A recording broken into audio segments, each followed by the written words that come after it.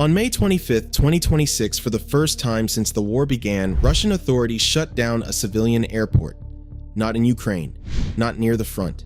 In Kaliningrad, dozens of planes circled overhead, unable to land. Drones had entered the airspace over one of Russia's most fortified military zones.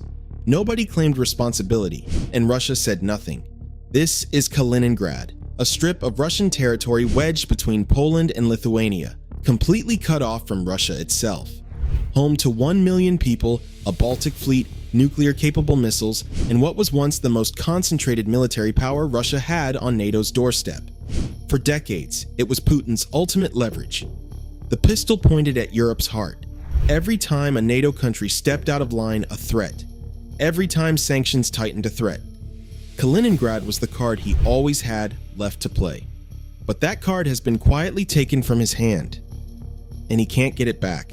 What happened here didn't happen overnight. It happened through 1,000 decisions, each one made on a different battlefield, for a different reason that together produced one result: a fortress left to rot from the inside. Here's what Finnish intelligence found when they pointed satellite cameras at Russian garrisons near the Finnish border. Empty bases. 80% of personnel and equipment gone. In some locations, 1 in 5 soldiers remained. In others, even fewer. Finnish officials put it simply: Russia is scaring NATO countries with World War II, but near Finland, it doesn't appear to be preparing for war. The bases are empty. NATO's most senior general said it even more plainly. If you truly believed NATO was massing on your border, you wouldn't pull these troops. The threat was always theater. Now the theater is dark. When Putin invaded Ukraine, he needed soldiers, so he took them from wherever he could find them. The Leningrad military district was stripped. 30,000 troops transferred to the front. Among them, the 11th Army Corps, 12,000 elite soldiers, built over 6 years specifically to defend Kaliningrad. Gone.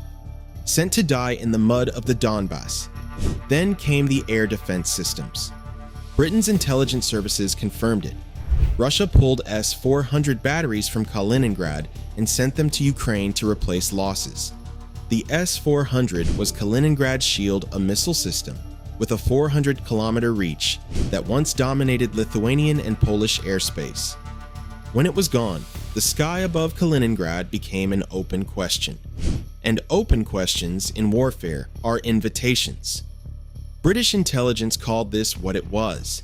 The fact that Russia is willing to accept additional risk in Kaliningrad highlights the overstretch the war has caused. And then the naval infantry. The 336th Guards Brigade, Kaliningrad's heaviest ground force, deployed to Ukraine. As of April 2026, analysts say reconstitution will take years. Russia tried to patch the hole. In 2024, a new 44th Army Corps was announced, 15,000 troops, new barracks, new depots near the Finnish border. On paper, an answer. In reality, most of those soldiers are already fighting in Ukraine. The construction sites sit unfinished, buildings at foundation level. Russia is building with one hand and sending everything it builds to the front with the other. Every patch opens a new hole.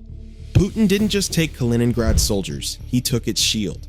And now, starting in May 2026, Russia began construction of aircraft shelters at Kaliningrad's main naval airbase sheet.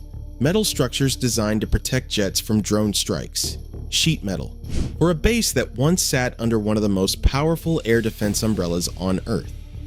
While the military bled out, Kaliningrad's lifelines were being cut one by one. Poland shut down Russian consulates Poznan, Krakow, and finally Gdansk in December 2025. These weren't ordinary buildings. Gdansk monitored NATO ships in the Baltic. Poznan tracked ammunition trains across western Poland. Russia's eyes in the region, gone. Then Warsaw closed the border crossings. Today, 5 vehicles pass per hour. Insurance companies classified the Kaliningrad route as a war zone and stopped insuring trucks altogether. 18,000 truck drivers lost their jobs overnight. Poland didn't stop there. Construction began in January 2026 on what Prime Minister Tusk called the largest fortification on the eastern border since 1945. A 3-layered defense line, 700 kilometers. Anti-tank trenches 4 meters deep, 6 rows of dragon's teeth, a $2.5 billion wall. and Lithuania closed the other door.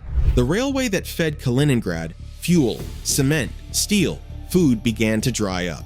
Petroleum transit stopped entirely. 345,000 tons per year for Lukoil alone. Now zero. The Baltic Fleet. The Iskander launchers.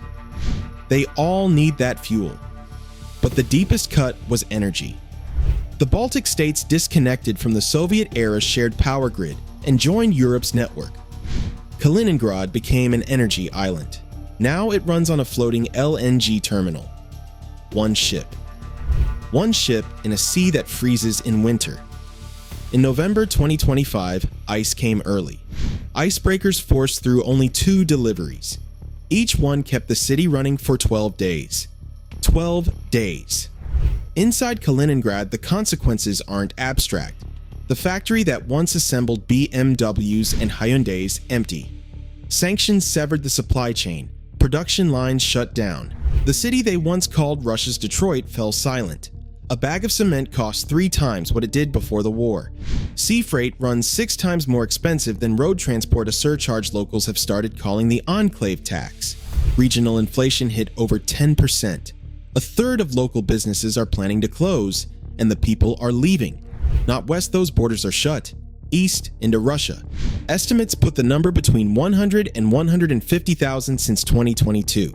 15% of the entire population. Not retirees, engineers, doctors, IT workers. The people a city needs to survive, packing their bags and not coming back. Even migrant workers from Central Asia, who came for years to earn a living, are going home. There is nothing left to earn, they say. And when the people who came for opportunity are leaving, that tells you everything about what remains. Which brings us back to May 25th, 2026. Drones over Kaliningrad, an airport shut down, emergency protocols activated. Russia's response, silence. Think about what that means.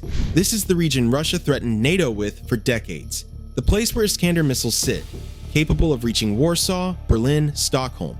The place Putin held up as his ultimate trump card. And when drones appear in its sky, Russia closes the airport and says nothing. Because what is there to say? The army that was supposed to defend Kaliningrad is in Ukraine.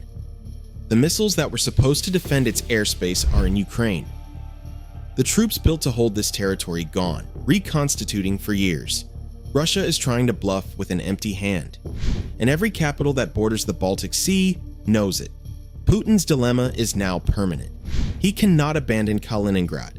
It is a World War II trophy, a symbol, a forward base he cannot give up without political catastrophe at home.